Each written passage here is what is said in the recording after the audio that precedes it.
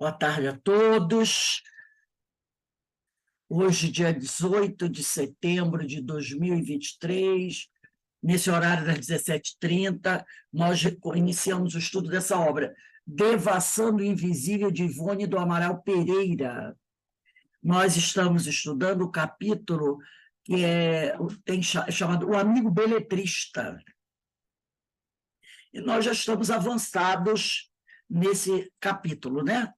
Mas antes de iniciarmos aqui o nosso estudo, vamos fazer a nossa prece, agradecendo a Deus, agradecendo a Jesus, a Francisco de Assis e os espíritos amigos, a oportunidade de nos encontrarmos aqui, estudando, crescendo, progredindo e também nos lembrando dos nossos amigos que nesse momento estão passando por alguma dificuldade, pedindo a Deus que os abençoe e os fortaleça. Bem, vamos iniciar o nosso estudo do parágrafo, que eu até pedi para vocês colocarem a data, né? Para facilitar para todo mundo. Então, aqui, a Ivone do Amaral Pereira, ela estava falando aqui sobre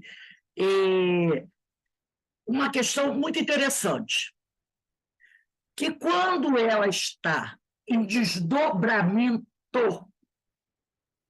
ela tem melhores condições de examinar a configuração do habitante do mundo invisível.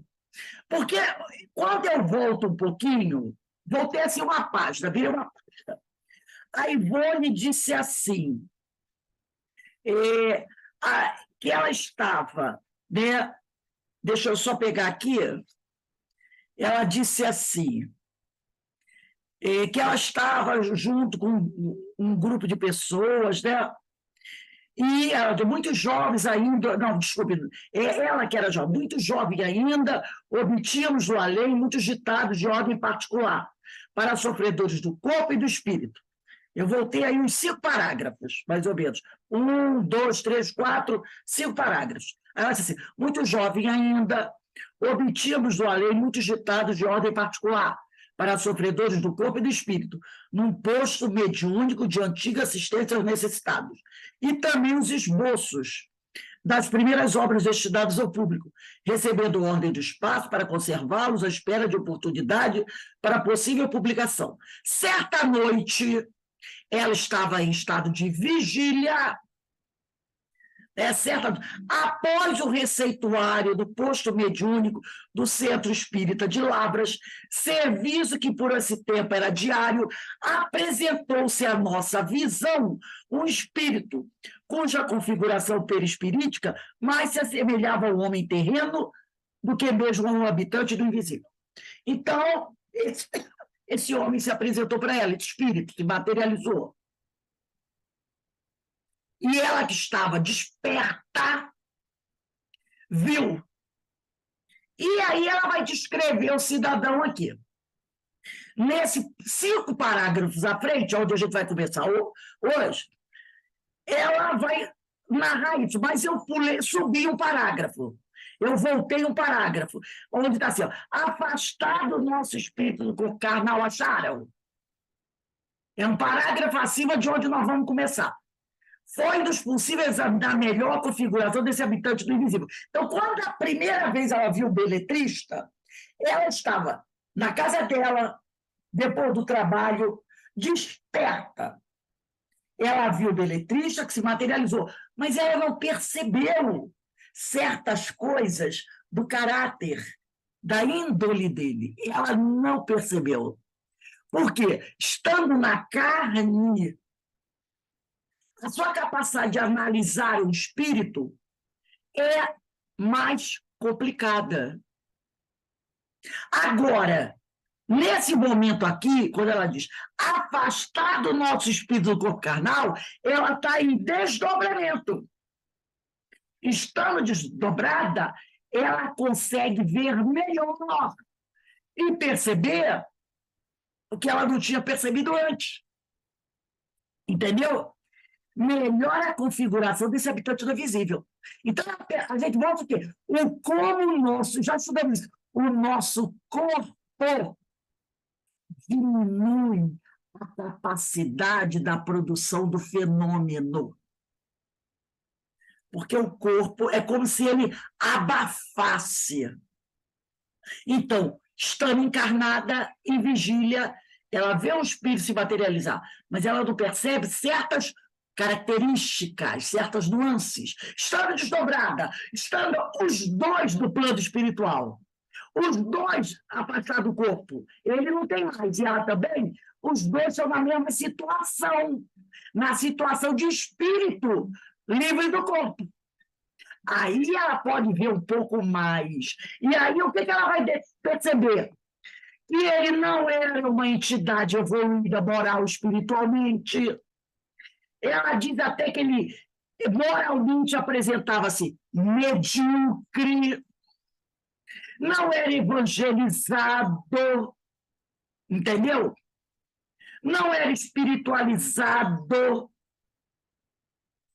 apesar de ser um médico, um doutor. Ela percebeu isso pelo anel que ele usava, né? Era espiritualmente vulgaríssimo, ela usa essas palavras, espiritualmente vulgaríssimo, necessitado de tudo. Ainda bem que ele não ouviu o que ela falou. Ainda bem que ele não ficou sabendo o que ela falou dele. Não é verdade? Senão ele ia ficar bem chateado, né?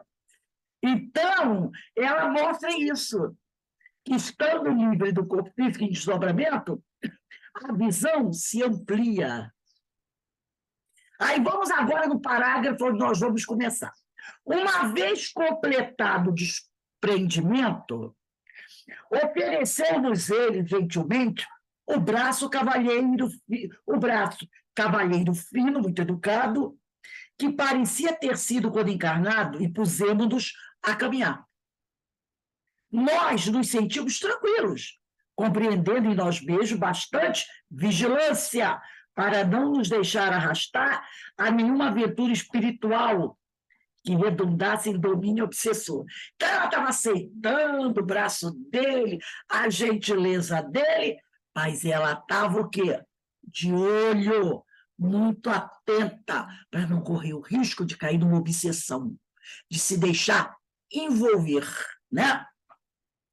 Pois confiávamos-nos aos guardiões, aos quais solicitáramos assistência para o caso, na véspera, embora até o momento não lográssemos, quer dizer, não tínhamos conseguido descobrir nenhum deles atesta dos acontecimentos. Então, ela sempre confiava nos amigos espirituais, sabia que eles estavam prontos para ajudá-la, mas até aquele momento ela ainda não tinha percebido a presença de nenhum desses amigos, apesar dela ter chamado por eles. Ela chamou por eles, mas eles, não estavam ali, pelo menos de forma que ela percebesse a presença deles. Caminhávamos por uma estrada ou rua sem calçamento, mas de terreno muito batido, polvilhada de uma substância fina de cor creme brilhante, qual areia dourada. E notamos que subíamos ligeira inclinação durante todo o percurso. Quanto tempo levou o trajeto, não poderíamos precisar. Jamais se poderá medir o tempo nessas circunstâncias. Olha aí o que Hermínio sempre fala para a gente, né? Não dá para você calcular o tempo. De repente, você cochila, tem um sonho. Aí, nesse sonho, você vive uma tremenda aventura. Aí você desperta assustado, né? Pensa, nossa, passou horas. Quando tu olha, eu cochilei só 15 minutos. E, no entanto, naqueles 15 minutos eu vivi tantas coisas que pareceram horas e dias, e foram só 15 minutos. Ela diz aqui, jamais se poderá medir o tempo nessas circunstâncias, ainda que se trate de poucos minutos. Pelo menos assim sucede frequentemente conosco. Ao desejar fazê-lo, a mente se perde em vertigens e confusões. Quando ela tenta marcar tempo, ela acaba se perdendo, tá? De forma que não se poderá saber ao certo se uma caminhada foi longa ou breve, instantânea ou demorada. De um Em outro lado da referida estrada, julgamos perceber vegetação, sem lograrmos averiguar positivamente o fato, visto existir escuridão nas margens e somente a estrada parecer iluminada. Não sabemos se tratava de uma realização de além-túmulo esse caminho melancólico. Algumas paisagens fluídicas tanto se assemelham às da Terra que muitas vezes será difícil distinguir com exatidão a natureza de sua construção. Acresce a circunstância de que a própria Terra se torna diferente por meio da visão espiritual, tudo parecendo mais belo, como que envolvido em fluidificações brancas com reflexos levemente azuis. Outras, no entanto, conquanto, se assemelham às da Terra, são inconfundíveis pelo padrão de beleza e encantamento que se impõe à vista. Então, ela diz que às vezes é difícil você saber, né? Às vezes a visão é muito bonita da Terra, outra vez não é tão bonita assim.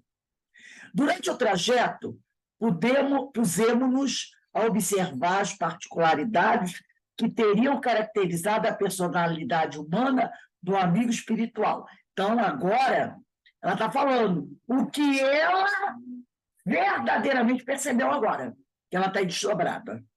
Agora desdobrada, ela está vendo as coisas como realmente elas são, né? Do amigo espiritual que acabávamos de adquirir. Exatamente como sucede quando satisfazemos ociosas curiosidades a respeito das pessoas a quem somos apresentados em sociedade. Então, às vezes, ela procurava investigar a vida da pessoa, né? Ela diz ociosas curiosidades. Observamos-lhe a indumentária, quer dizer, a roupa, a voz, um trejeito particular dos lábios ao falar, com mais energia, a irritação nervosa, teria sido um homem irritadiço, o perfume da brilhantina com que pastava os cabelos, então ele não botava boca brilhantina, ele pastava, né? O lenço fino de seda pura de cor creme que trazia no bolso externo do paletó sobre o peito e que de vez em quando retirava nervoso para passar pela fronte e o rosto, punhos e colarinhos muito engomados e brilhantes. Então ela está vendo os detalhes que, na verdade, não são nada importantes. Como é que está o lenço, se ele passa o lenço no rosto, né? Se o lenço é de seda, se não é. É o que ela diz aqui, ó. Satisfazemos ociosas curiosidades a respeito das pessoas de quem somos apresentar à sociedade. Então, isso aqui é ociosa curiosidade. Porque se ele usava brilhantina, pouco ou muita brilhantina, qual é o valor disso? Nenhum. Mas são curiosidades que ela está trazendo. Né? Ela diz ociosa curiosidade. Não tem valor nenhum do ponto de vista espiritual se ele usa muito ou pouca brilhantina. Se a brilhantina era perfumada ou não era. Né? Aí ela continua. Seu terno era de cor cinza.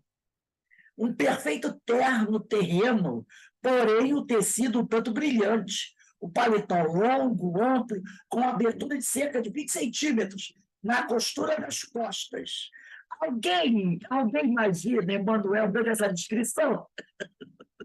Falando brilhantina? Claro que não, né? E ela está falando, né? Aí ela diz aqui, na costura das costas, exatamente da bainha para cima. Olha o detalhe. Sapatos pretos muito polidos, cabelos lisos e abundantes, partidos para o lado esquerdo, formando um volumoso topete. Era de tez clara, glabro e contaria aproximadamente 40 anos. Durante o giro, o passeio que ela estava dando com ele, conversou com desenvoltura, revelando-se excitado e narrou particularidades chocantes de sua vida, das quais, porém, não nos podemos recordar. Ele contou para ela situações da vida dele muito chocantes. Agora ela entrou na intimidade dele. Então, intimidade que não interessa para o público saber, e nem para ela. Ela ficou sabendo, apagaram. Isso é problema dele, a intimidade dele. Não interessa para você saber e nem você repassar para ninguém, né? Após o transe. Certamente graças, olha o que ela diz aqui, a ação caridosa dos instrutores espirituais para com ele próprio. Então, você não tem que lembrar das coisas que ele te disse, da vida íntima dele. Recordamos-nos apenas de que sua preocupação máxima era a falta do divórcio do Código Civil brasileiro. Então, ele era revoltado, que naquela época não havia o divórcio. Não havia o divórcio, né? O que, em sua opinião, comumente arrastava criaturas dele necessitadas a situações deploráveis, de que se originavam desequilíbrios embaraçosos em torno delas próprias e no seio da sociedade. Ele fala que a falta do divórcio obrigava muitas pessoas, às vezes, a viver uma vida difícil, né?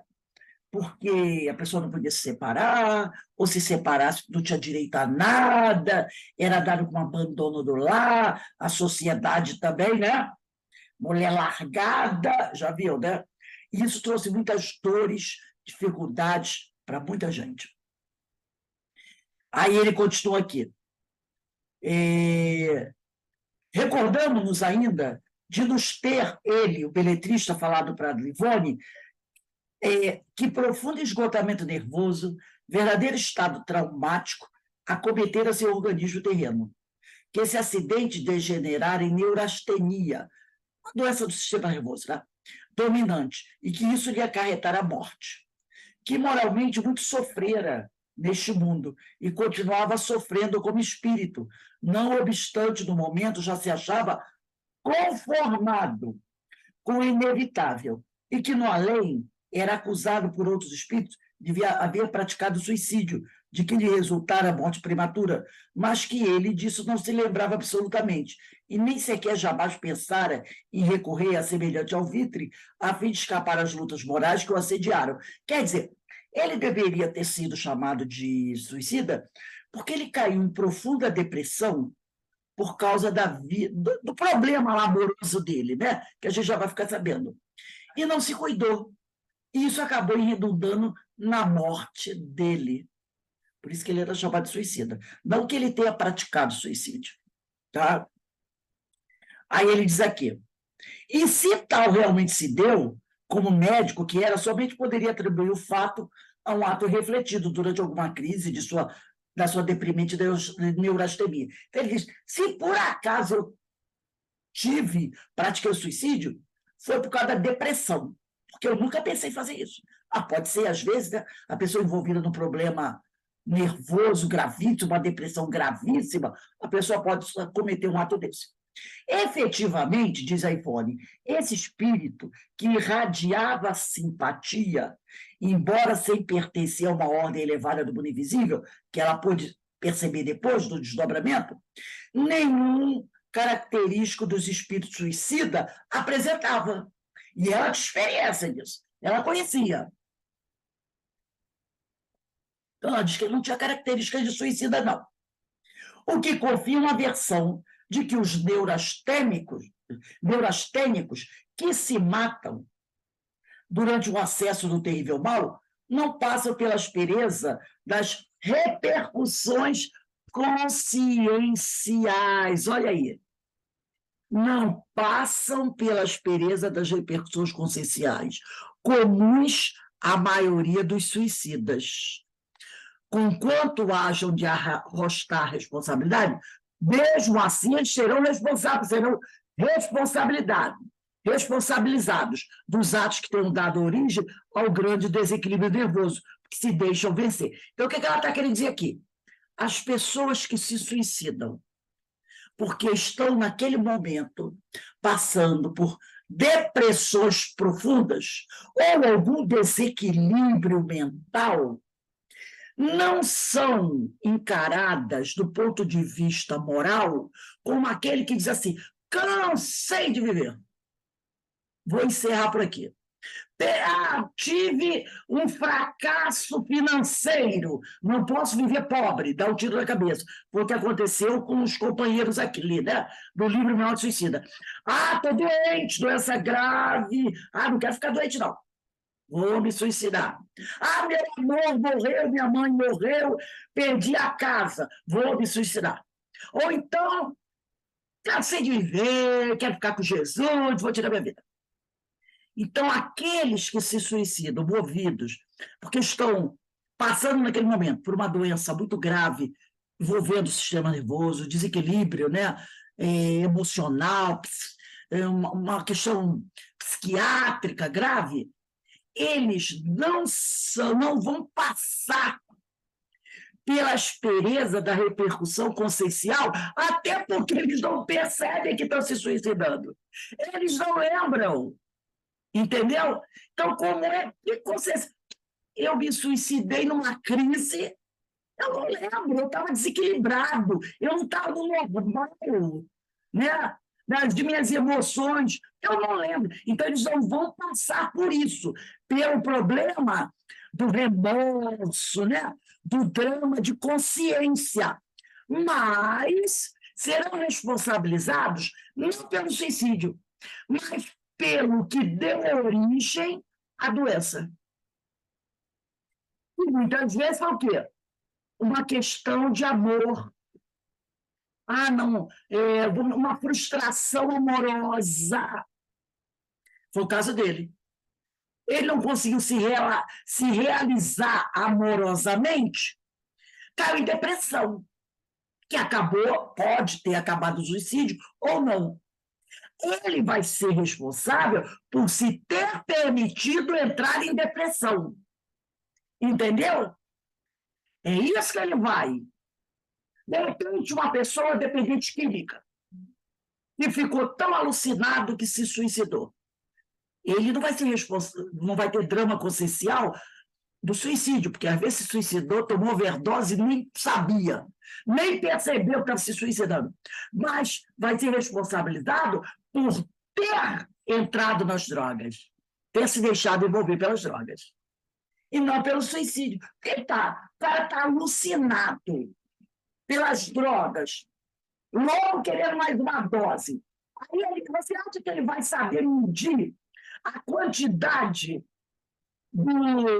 da droga que ele vai injetar na veia? Não, só posso 10 cc, só posso 5 cc. Ele vai encher a ampola e vai. Né, a seringa vai meter na veia. Ele não vai pensar, ele está ali alucinado. Então, ele sabe que se suicidou, que está em overdose, mas ele vai ser responsabilizado por se deixar envolver com as drogas. Então, é uma coisa muito interessante aí, tá? Que ela está mostrando para a gente aí. Aí continua aqui a Ivone. Profunda afinidade espiritual resultou desse colóquio. Aí me lembrei agora do alcoolismo, né? Tem pessoas que às vezes são tão dominadas pelo álcool que se jogam de algum lugar. Ele vai ser responsabilizado por ter se deixado envolver pelo álcool, que acabou levando, que pode ter levado ao suicídio, como pode ter levado ao infarto, como pode ter levado a uma cirrose, que causou a morte dele, né? Então, profunda afinidade espiritual resultou desse colóquio, dessa conversa, durante o qual nos sentimos invadir de sincera compaixão pelo irmão que tão gentilmente nos procurava, confiante para desabafo do coração torturado pelos infortúnios. E foi com o máximo prazer e um devotado interesse. Deixa eu abrir aqui, continuar aqui. Devotado interesse pela sua causa, pela situação dele, que nos dispusemos a ouvir, ou antes, a ver a narrativa do romance que ele desejava ditar aos homens por nosso intermédio. Então, ele mostra primeiro para ela as cenas, para ela ver toda a cena, como um filme. Ela vê o filme da vida dele. Depois que o filme acabar, a ideia seria ele começar a ditar os detalhes e ela escrevendo. Normalmente acontecia assim, mostrava para ela o filme da história e ela ali só assistindo as cenas, Depois, ele diz, agora eu vou ditar a história. Ela começa a escrever, o que facilitava, porque ela já viu as cenas, né? Chegáramos, no entanto, ao término do giro, do passeio encetado. Disse beletrista, depois do passeio, criar a ambientação para a minha história, consolidá-la, mantê-la, para que o médium a compreenda como uma realidade, será para mim dificílima, conforme já expliquei. Poderia fazê-lo, porém, perfeitamente. Meu pensamento, pouco adestrado, mostraria intermitências, vacilaria, produzindo cenários escassos, indecisos, defeituosos, conforme estou habituado a observar aqui, entre companheiros de infortúnio, que se propõem narrar as próprias desgraças, uns para os outros. Prefiro reconhecer que se trata de talento psíquico de ordem moral, intelectual, elevada, que não possuo. E nem sei se o possuirei algum dia. Narrar a história, a recordação, porém, somente os fatos que realmente se desenrolaram, evocando-a detalhadamente, no próprio ambiente ou cenário em que passaram, sim, ser-me-á possível. Então, ele diz aqui, né? Narrar a história, ele pode fazer. Ele quer só ditar, falar. Quer dizer, na realidade, é um desabafo, né? Comigo aconteceu assim, na data tal, com esse fulano, ele saía ali, ó. Então, criar ambientação para a história dele, ele não pode. Ele só pode, ó, contar a história. E aí vai ser um desabafo, ele sai contando o drama dele, né? Mas criar toda aquela ambientação, as cenas, ele não tem capacidade para isso. Aí ele diz aqui, ela vive em mim, quer dizer, a história dele, né? Ela vive em mim. A história dentro do meu ser. É a própria força do meu sentir, o meu drama íntimo, o sentimento de que se impregnou todo o meu ser moral e minhas vibrações totais estão deles tão saturados que eu mesmo não compreendo como Vossa Excelentíssima, está falando com a Ivone, tratava-nos finamente a prezada entidade. Não está percebendo? Olha como ele chama ela de Vossa Excelência. Percebeu? O que ele está querendo? Agradar. Agradar. Para que ela não diga não. Entendeu? Vossa Seduzir Excelência. ela, né? Seduzir. Seduzir. E por isso que ela está atenta, vigia, viu o que ela falou antes? Para não se deixar levar para uma obsessão. Então ele disse, né? Vossa Excelência. Aí olha o que ela diz aqui, entre parênteses, tratava-nos finamente a prezada entidade. Não está. Ela nunca, doutor Bezerra, Charles, eles chamavam ela de Vossa Excelência, não é?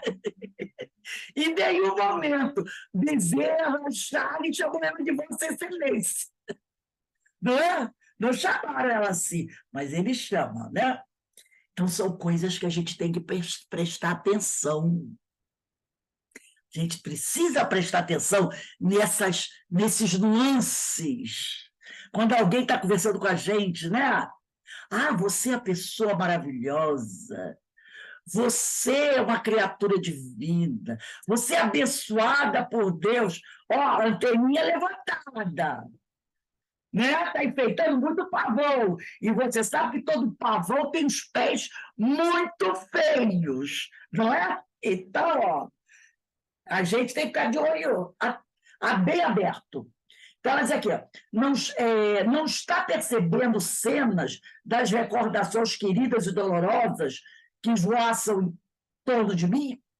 Pois não ignoro que os médios espíritas possuem um segundo poder de percepção, de visão, que escapa aos demais homens. Então, ele diz que ele não pode criar aquelas cenas para ela ver como um filme. Ele só pode contar. Mas ele primeiro deu aquela elogiada, né? Vossa Excelência, e depois ele diz assim, você não está percebendo, né?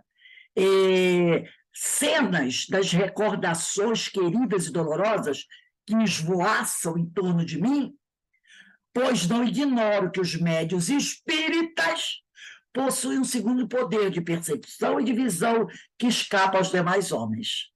Assim é, meu caro, aí diz Ivone, respondemos, interessando-nos mais pelo companheiro espiritual. É espírita, porventura? Que ele falou em médios espíritas, ela falou, opa, quem sabe ele será espírita. Ela perguntou, és espírita, porventura? Pois as entidades desencarnadas podem participar de quaisquer crenças ou opiniões religiosas ou filosóficas. Ela está dizendo aqui, ó, os desencarnados são igual a nós. Eles podem participar de crença, podem se dizer católico, espírita, budista. Eles podem participar de grupos filosóficos, de crenças filosóficas. Não há nada contra. O singular acompanhante teve um gesto algo incerto, não destituído de certa graça, e respondeu, delicado e sincero, minha excelente senhora, novamente, né? Olha aí, ó. Minha excelente senhora, eu sou apenas um homem que sofre, e a quem a morte ainda não consolou, nem liberou de profundas apreensões e muitos desgostos. Mostra uma certa revolta. Perceberam? Creio na existência de um ser todo-poderoso, ao qual respeito. E é o que muito lealmente posso afirmar. Tipo, só vou até aí. Respeito e acabou. Creio, mas não compreendo. Quer dizer, eu acredito que ele exista, mas não compreendo ele. Nem tampouco as leis por ele criadas. Eu respeito esse ser, não compreendo e também não compreendo as leis dele. Não pratiquei jamais qualquer religião, pela simples razão de que não possuía nenhuma, como não possuo até agora. Então, ele está dizendo que até hoje ele não tem religião nenhuma. Se ainda fosse um homem carnal, quer dizer, se eu ainda estivesse encarnado, minha religião seria a ciência. Olha aí, pois eu amava profundamente a medicina. E, além desta, minha crença no autor do universo. Mas sei que já não sou um homem no sentido literal do termo. Quer dizer, eu sei que eu não estou encarnado, eu sei que eu estou desencarnado. E, por isso, não mais poderia exercer a medicina ou dedicar-me à ciência. Então, ele acha que, como ele está desencarnado, ele não pode exercitar a medicina nem se dedicar à ciência. Então, o que sai de doutor Bezerra de Menezes? O que seria, se o que ele fala fosse verdade, o que seria doutor Bezerra, que é médico? O que seria de Manuel Filomeno de Miranda, que é médico? Não é? Perdi ambas, a medicina e a ciência, que ele quer dizer, quando me depositaram em um túmulo, convencidos de que eu deixara de existir.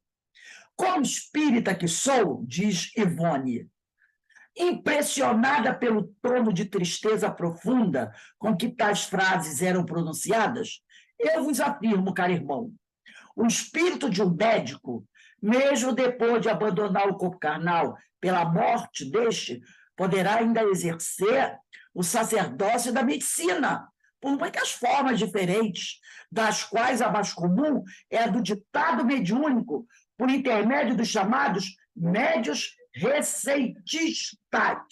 Então, o médico do plano espiritual continua sendo médico. Ele examina o paciente encarnado ou desencarnado. Tem um médico receitista e ele diz, ó, escreve aí, toma esse remédio assim, assim, assim. E graças a Deus que isso existe, né? Quantas vezes nós nos socorremos com os médicos do plano espiritual? E eles estão funcionando normalmente, não é? Então, ela diz aqui,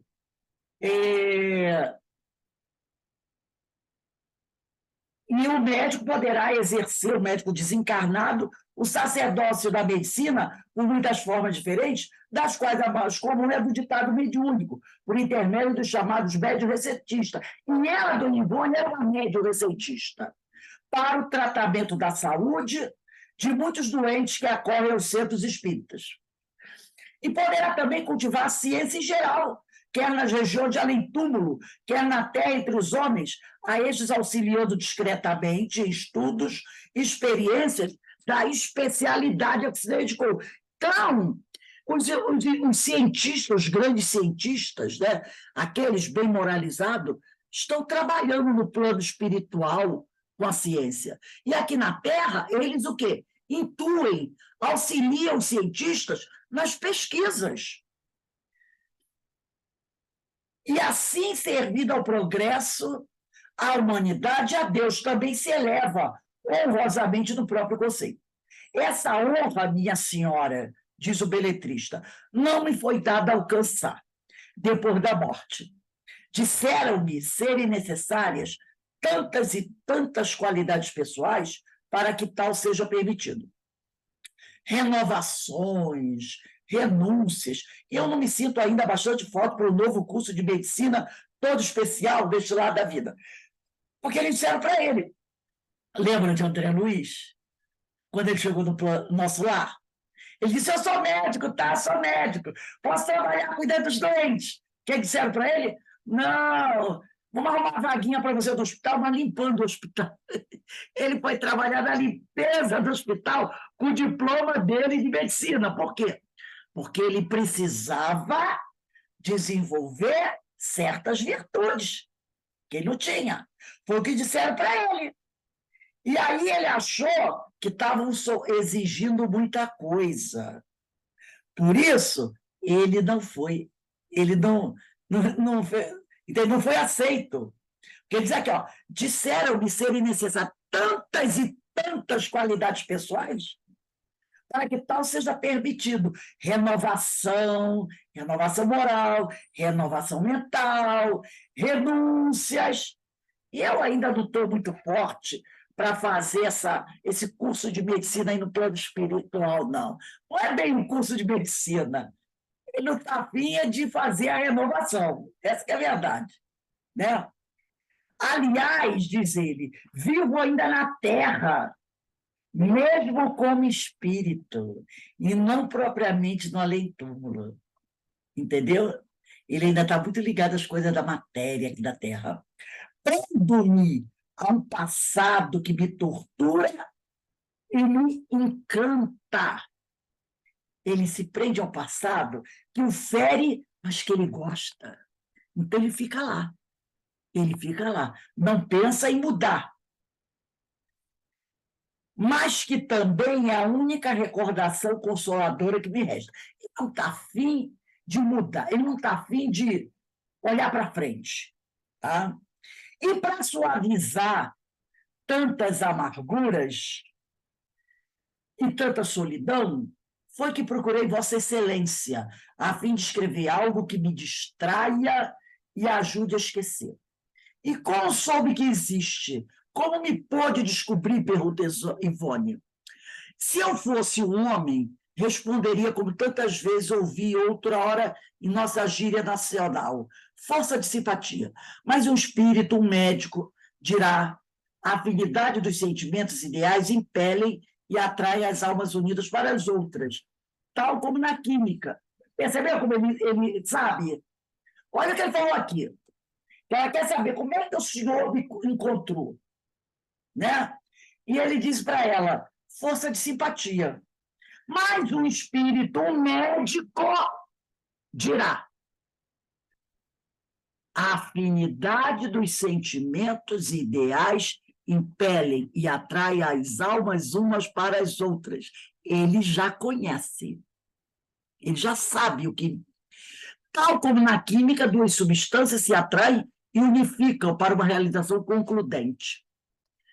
Compreendemos, diz Ivone, que beletrista necessitava de tudo, e também que seu esclarecimento não seria, certamente, serviço para nossas possibilidades.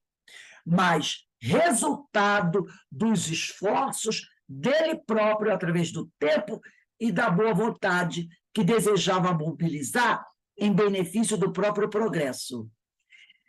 Olha uma coisa aqui.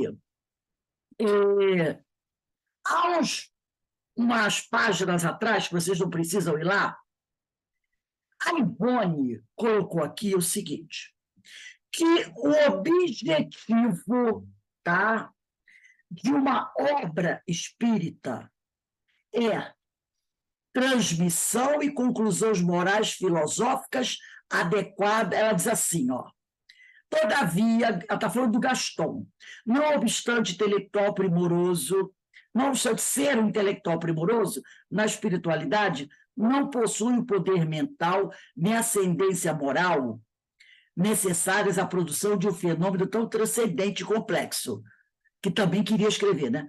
Tal da criação, transmissão e conclusões morais filosóficas adequadas a uma obra educativa em moldes evangélicos e espíritas. Tá? Então, ela tá dizendo aqui, né, que a parte doutrinária evangélico-espírita sendo o objetivo de uma obra literária mediúnica. Então, o objetivo de uma obra literária mediúnica é ter uma parte doutrinária evangélica espírita. Esse é o objetivo de uma obra mediúnica. Tá? Ela tem que ter uma parte doutrinária, evangélico, espírita. Esse é o grande objetivo de uma obra. E não ser um romance, água com açúcar. Então, uma obra espírita, ela tem que educar os espíritos. Ela tem que consolar os espíritos. Entendeu? Ela tem que ter o conteúdo da doutrina dos espíritos e do evangelho de Jesus. Se ela não tiver isso, vira um romance qualquer. Vira um romance qualquer. E os espíritos superiores vão vir aqui para escrever romance, para publicar naquela revista Júlia, né? Romance Água com Açúcar. Então, ela diz aqui, ó, ele necessitava de tudo. E o seu esclarecimento não seria, certamente, serviço para nossas possibilidades, mas resultado dos esforços dele próprio, através do tempo e da boa vontade, que desejasse mobilizar em benefício do próprio progresso. Silenciamos, portanto, dispondo-nos a atender na sua presunção de escritor espiritual. A essa altura, porém, encontrávamos à frente de uma residência terrena, em estilo bastante antigo, espécie de chalé normando, mas confortável, né? Então, aqui ela ainda está considerando escrever, mas ela já sabe qual é o objetivo de uma obra doutrinária. Mas ela, pela simpatia por ele, ainda está considerando escrever. Por isso ela diz, portanto, dispondo-nos a atendê-lo na sua presunção de escritor espiritual. Ela sabe que ele não é um bom escritor espiritual, mas ela ainda está fazendo essa consideração. Então, ela diz que estava na frente de uma espécie de chalé normando, mais confortável e bonita, com amplo jardim em torno, sombreado de pequenas palmeiras e arvoredos frondosos, os quais imprimiam à habitação certo aspecto senhorial. Tufos de folhagens, como tinhorões, begônias e samambaias, se misturavam a gerânios e cravinas multicores, dando feitio gracioso aos canteiros que se delineavam aqui e ali dentro do silêncio da noite, aclarados por um reflexo delicado, como de luar, o qual deitava a luz bastante para tudo se distinguir. A casa silenciosa e sugestiva foi-nos franqueada. Vimos beletrista abrir a porta e fazer-nos entrar em primeiro lugar, um gesto cavalheiresco, muito embora soubéssemos que um espírito desencarnado, ou mesmo encarnado, mas no estado de desprendimento, atravessa qualquer corpo.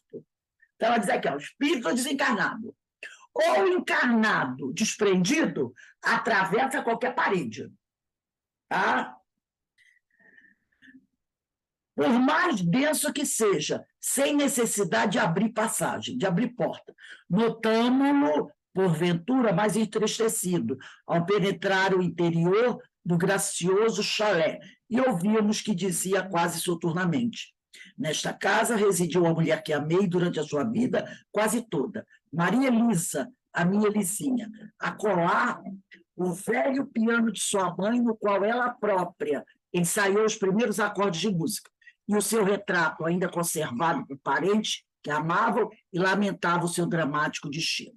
Então, vamos parar aqui. Próximo parágrafo. É assim, um sentimento de ternura profunda. Bota a data aí. Vai ser dia 25/9/2023. Nesse parágrafo aqui. Um sentimento de ternura profunda. Envolveu-nos o coração. Vai ser dia 25/9/23. Então, até então, ela ainda está pensando em escrever. Mas, conforme o tempo for passando, as coisas vão acontecendo, ela vai, dando um spoilerzinho, mudar de ideia. Porque ela vai ver que não é bem assim, né? Porque ela já aprendeu qual é o objetivo de uma obra verdadeiramente mediúnica. É educar, esclarecer, consolar os espíritos. Então, ela tem que ter um conteúdo doutrinário, evangélico espiritual. E não contar as aventuras de um espírito, né? E a gente sabe, né, que tem espíritos de todo tipo que, encontrando um médium que não tenha nenhum tipo de esclarecimento, aceita escrever de tudo um pouco. E as editoras estão preocupadas com o objetivo da doutrina, né? Se o romance é quente, tá bom, eu boto uma capa bonita no livro, né? E vende adoidado, e vende mesmo, a gente sabe, né? Que tem autores e autoras, quer dizer, médios e masculinos e femininos aí, que tem uma lista grande de romances.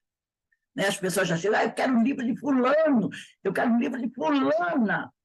E, nossa, histórias fantásticas. Conteúdo doutrinário evangélico não está nem aí.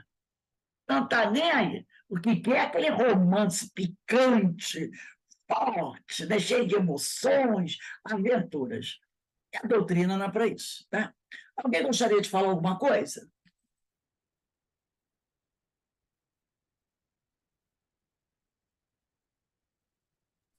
Daí a necessidade do estudo, né, Rosa? Exatamente. Porque o médium que não estuda acaba sendo levado por certas questões por não observar, não se manter atento, não perceber certas coisas. E repare que a dona Ivone, quando ela fala de obsessão, é interessante por causa do seguinte: muitas vezes o espírito começa a escrever histórias, né, das mais incríveis. De repente, o médium está tão envolvido por aquilo que ele pode até ter um start e perceber que não é bem aquilo que ele queria escrever.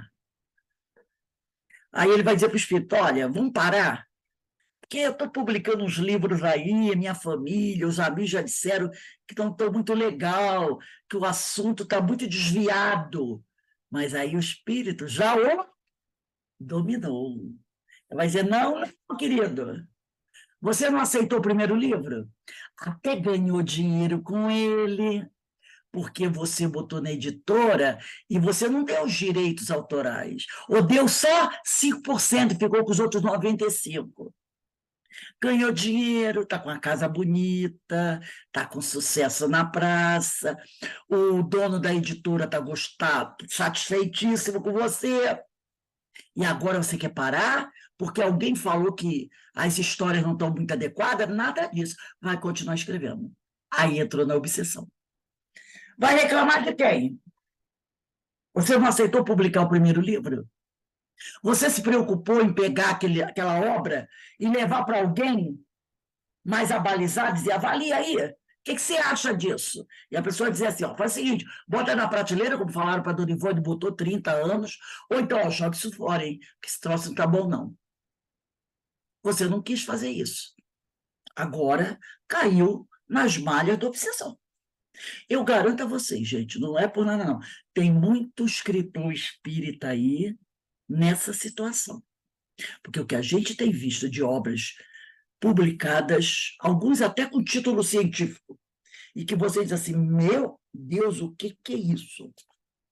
Mas, por isso que ela falou, estou aqui atenta, estou atenta. Ela até então está concordando em fazer, mas à frente ela vai avaliar mais e vai dizer, opa, não é bem isso aí, não. Então, né, nós temos que também, na nossa vida, estar atento a isso. Observar, porque às vezes o que vem parecendo muito bonito, acompanhado de Vossa Excelentíssima, não é bem assim, não é? Então a gente tem que estar muito atento. Por isso Jesus falou, vigiai e orai, para não cair, em tentação. Então, gente, vamos encerrando aqui esse estudo da Dona Ivone Pereira. Eu achei muito interessante como ela vai trazendo para a gente as coisas de uma maneira muito clara e não deixa chance para nenhum médium dizer que estudou a obra, eu não sabia disso, né? Ela vai pontuando todinho, ela vai contando as coisas que aconteceram com ela. E aí a gente vai vendo vários tipos de situação e vai aprendendo como agir. Vamos dar uma paradinha aí, eu não vou nem sair, Denise, eu vou ficar, deixar para depois, tá? E daqui a pouco a gente retorna para a nossa palestra pública com a nossa amiga Heloísa, né? Eu estou aqui já, estou meio perdida já no... A companheira que vai fazer a nossa palestra aqui, ela vai falar sobre o amanhã. Luísa. Luzia Santiago. Luzia, Santiago. Ela vai falar sobre o amanhã. É um texto do livro Religião dos Espíritos, de Emmanuel, né? Esse livro estuda o nosso livro dos Espíritos. Então, vamos dar uma paradinha, uma descansadinha, daqui a pouco a gente retorna para a nossa palestra. Vamos a... Ana, faça a nossa prece de agradecimento, por favor, minha filha Ana Brito. Liga aí teu microfone.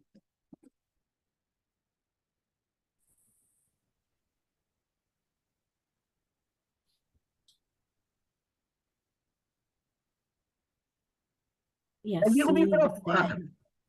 Pode ir, pode ir. assim é o término desse estudo tão importante, nos convidando ao estudo. Nós agradecemos muito, Senhor, e lhe pedimos que nos dê força, coragem para prosseguir nosso caminho e pedindo paz para a terra, Senhor, para aqueles que estão passando por situação tão difícil, que eles possam sentir, Senhor, que estás no comando e que tudo vai passar. Obrigado, Pai. Obrigada, Jesus. Obrigado, Francisco de Assis, a Jesus Gonçalves. Que nós possamos ficar, Senhor, no estudo e agradecidos estamos. Muito obrigado. Muito obrigado mesmo. Graças a Deus. Graças a Deus. Então, vamos dar uma paradinha aí, beber uma aguinha, daqui a pouco a gente está de volta para a nossa palestra.